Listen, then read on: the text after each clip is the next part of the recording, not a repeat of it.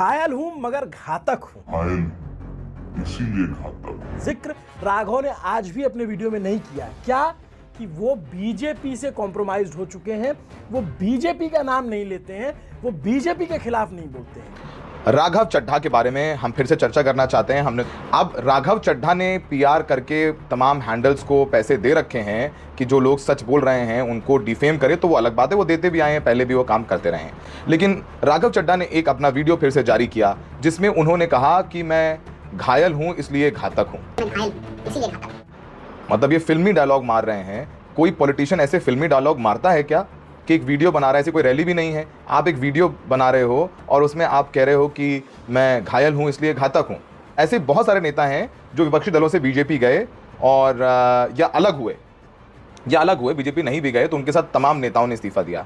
लेकिन अब क्या राघव चड्ढा के साथ आपको आम आदमी पार्टी का कोई बड़ा नेता, मौजूदा, पुराने वाले तो कहेंगे ही, लेकिन कोई मौजूदा नेता, कोई बड़ा कार्यकर्ता, आप पंजाब के इंचार्ज रहे, पंजाब से राज्यसभा सांसद थे, आपको क्या राघव चड्ढा के लिए आम आदमी पार्टी का कोई कार्यकर्ता आवाज़ उठाता हुआ नजर आता है? कोई तो आम आदमी पार्टी में मौजूदा होगा जो इनके लिए आवाज़ उठा रहा होगा कि भाई राघव चड्ढा के साथ ये गलत हुआ। ये खुद ही वीडियो बना के कह रहे हैं कि मैं घायल हूं इसलिए घातक हूं। राजनीति क्या एक फिल्म की तरह इनके लिए? आप एक इन्फ्लुएंसर हो सकते हैं, पर आप जो कर रहे थे पिछले कुछ सालों से वो पॉलिटिशियन तो नहीं करते हैं। इन्होंने अपने इस वीडियो में कहा कि मैं सदन में लोग वॉकआउट करते हैं और वगैरह करते हैं, मैं वहाँ पर हो हल्ला करने नहीं गया हूँ, हंगामा करने नहीं गया हूँ। अरे आप गए नहीं हैं, आपको आम आदमी पार्टी ने भेजा है, आपको अरविंद केजरीवाल ने भेजा है। आप लड़ते लोकसभा और वहाँ से जीत के जाते। आप जब राजेंद्र नगर से विधानसभा चुनाव लड़ा तो पूरी पार्टी ने ताकत लगाई आपकी। फिलहाल मैं तो कहता हूं कि अगर राघव चड्ढा को लगता है कि वो इतने पॉपुलर हैं, करोड़ों दिलों पर राज करते हैं, तो उन्हें पंजाब का चुनाव, विधानसभा जो आ रहा है, चुनाव लड़ना चाहिए। तो जिन मुद्दों पर बात करते हैं कि कहाँ से चीज़ें बदली, 2-3 चीज़ें बताना चाहते हैं। पहली तो जो राघव चड्ढा ने ट्वीट किए थे प्रधानमंत्री मोदी के खिलाफ, क्योंकि भाई आम आदमी पार्टी विपक्ष में थी, वो ट्वीट उनके पुराने तमाम डिलीट कर दिए गए हैं। अब वो ट्वीट आपको टाइमलाइन पर नज़र नहीं आएंगे, तो इशारा आप समझ लीजिए क्या है। अब राघव चड्ढा जो हैं वो कह रहे हैं कि लोग कह रहे हैं कि जब ज्ञानेश कुमार के इम्पीचमेंट की बात आई तो उन्होंने दस्तखत नहीं किए। उन्होंने कहा बस 50 सांसदों की ज़रूरत थी, तो 50 सांसदों के दस्तखत तो हो गए थे, तो मेरे दस्तखत की ज़रूरत नहीं थी। सबको पता है कि विपक्ष के पास राज्यसभा में नंबर नहीं, इम्पीचमेंट मोशन मूव तो हो जाएगा पर पास नहीं होता। लेकिन फिर भी जब ज़्यादा से ज़्यादा विपक्षी सांसद दस्तखत करते हैं तो दबाव बनाया जाता है। फिर भी राघव चड्ढा ने साइन नहीं किया। वो इस बात को कह रहे हैं कि भाई और लोगों ने नहीं किया, 50 लोगों की जरूरत तो आप भी कर लेते, आप उन 50 में क्यों नहीं थे? लेकिन चूंकि अब वो कह रहे हैं कि मैं घायल हूँ इसलिए घातक हूँ, आप इस तरीके की फिल्मी डायलॉग बोल रहे हैं, बोलिए, बहुत अच्छी बात है। अब उनके पुराने ट्वीट जो हैं वो सारे डिलीट कर दिए गए हैं, जिसमें उनके कुछ ट्वीट्स जो हैं वो बचे हैं, जिसमें 2016 में वो प्रधानमंत्री मोदी को कह रहे हैं कि we stand firmly with PM Modi on Pak, in fact we are the first party to condemn Pak's propaganda, don't feel sheepish or consign streak. मतलब जो मोदी जी के खिलाफ पार्टी के जो स्टैंड थे वो तो हटा दिए, लेकिन जो मोदी जी के साथ पाकिस्तान को लेकर के आम आदमी पार्टी थी, वो सारे जो हैं ट्वीट उनके वहीं नज़र आते हैं। बहरहाल अब उन्होंने सारे पुराने ट्वीट अपने डिलीट कर दिए हैं। आप देखेंगे जा करके तो जो प्रेस कॉन्फ्रेंसेज उन्होंने की, तो प्रेस कॉन्फ्रेंसेज के जो लिंक ट्वीट किए हैं, आप उन लिंक में जाकर नीचे देखेंगे तो वो लिख के आएगा पोस्ट इज़ अनअवेलेबल, जो हम आपकी स्क्रीन पर दिखा रहे हैं। और तुम्हारे पुराने बहुत सारे ट्वीट्स हैं जो उन्होंने किए, जिसको पार्टी के नेताओं ने रीट्वीट किया, आप देखेंगे जा करके कुछ आपको मिलेंगे, लेकिन ज़्यादातर जो पोस्ट हैं वो अनअवेलेबल नज़र आएंगे। लेकिन इस बीच जब राघव चड्ढा ने ये सब सारी चीज़ें करी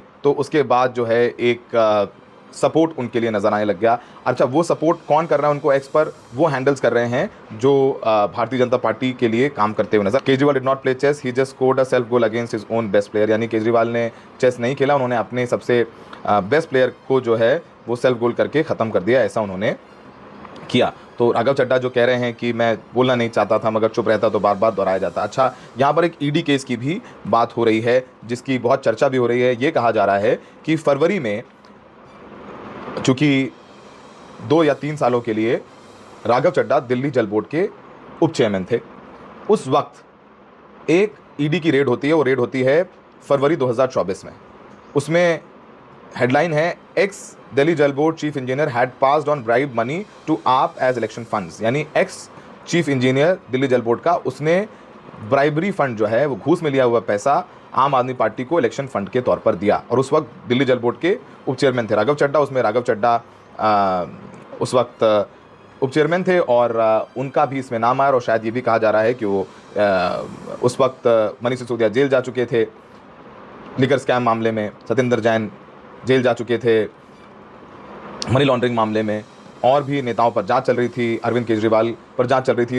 हो सकता है उनको लगा हो कि जेल जाना होगा, तो फिर वो लंदन चले गए और उन्होंने बोला कि मेरी आँख का इलाज कराना है। और फिर वो अरविंद केजरीवाल चले जाते हैं जेल और फिर वो राघव चड्ढा सड़क पर नज़र नहीं आते हैं, ना प्रदर्शन करते हैं, ना वो आलोचना करते हैं। अब भगवान जाने कि वो पीछे से क्या डील होती है नहीं होती है, वो हमें नहीं पता।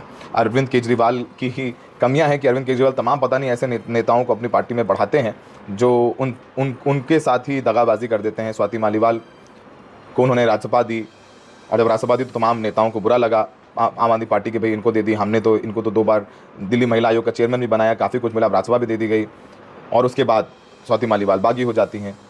फिर राघव चड्ढा यहाँ तक हुआ कि जब इंडिया गठबंधन की कमेटी बनी तो संजय सिंह या फिर भगवंत मान की बजाय उन्होंने राघव चड्ढा को नॉमिनेट किया। राघव चड्ढा को तमाम बहुत बड़ी जिम्मेदारियां दी गई।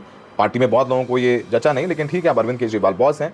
वो अब जब ये सब सारी चीज़ें हुई हैं तो अरविंद केजरीवाल नाराज़ है राघव चड्ढा को। उन्हीं का ये फैसला था कि इन्हें डेप्यूटी लीडर पद से हटाया जाए और इनको ज़्यादा टाइम अलॉट ना किया जाए। ये भी कहा जा रहा है कि पार्टी से जुड़े हुए मुद्दों को नहीं उठाते हैं, अडानी अंबानी के खिलाफ नहीं बोलते हैं, प्रधानमंत्री मोदी को कटघरे में नहीं खड़े करते हैं, गृहमंत्री अमित शाह को कटघरे में नहीं हैं, वो गिग वर्कर्स की आवाज़ उठाते हैं। लेकिन वो दीपेंद्र गोयल को बहुत सारी चीज़ें हैं जो इस समय बोली जा रही हैं, लेकिन चूंकि राघव चड्ढा का भी इस पूरे मामले में पक्ष आया है, वो पक्ष भी हम आपको सुनवा देते हैं, जिसमें वो कह रहे हैं कि मैं पहले बोलना तो नहीं चाहता था लेकिन बोलना ज़रूरी है, तो उनका पक्ष भी जान लेना बहुत ज़रूरी है। ये कोई कोइंसिडेंस नहीं है, बल्कि एक कोऑर्डिनेटेड अटैक है। पहले मैंने सोचा कि मुझे इसका जवाब नहीं देना चाहिए, फिर लगा कि कहीं एक झूठ को 100 बार बोला जाए, कुछ लोग मान ना लें, इसलिए मैंने सोचा कि जवाब दूं। आम आदमी पार्टी ने 3 आरोप लगाते हुए ये कहा कि इन 3 आरोपों की वजह से हम राघव चड्ढा को पार्लियामेंट में बोलने का मौका नहीं देंगे। पब्लिक हेल्थ केयर इंस्टीट्यूशंस को मजबूत किया जाए, इंडियन रेलवेज में जो पैसेंजर्स ट्रैवल करते हैं उनकी समस्याएं रखी, यहां तक कि मेंस्ट्रुअल हेल्थ, एक ऐसा मुद्दा जिसके बारे में लोग बात करने से कतराते हैं, वो बातें तक रखी। बेरोजगारी से लेकर महंगाई तक तमाम मुद्दे उठाए। आप मेरे 4 साल का पार्लियामेंट का ट्रैक रिकॉर्ड उठाकर देख लीजिए। और मैं पार्लियामेंट में इंपैक्ट क्रिएट करने गया हूं, मैं पार्लियामेंट में रकस क्रिएट करने नहीं गया। ये टैक्स पेयर के पैसे से जो पार्लियामेंट चलती है, उस टैक्स पेयर के मुद्दे उठाने में पार्लियामेंट में गया हूं। अंत में मैं बस इतना कहना चाहता हूं कि जो लोग आज मुझ पर आरोप लगा रहे हैं, झूठे आरोप लगा रहे हैं, कि हर झूठ को बेनकाब किया जाएगा और हर सवाल का जवाब दिया जाएगा, क्योंकि मैं घायल हूं, इसीलिए घातक हूं। जय हिंद।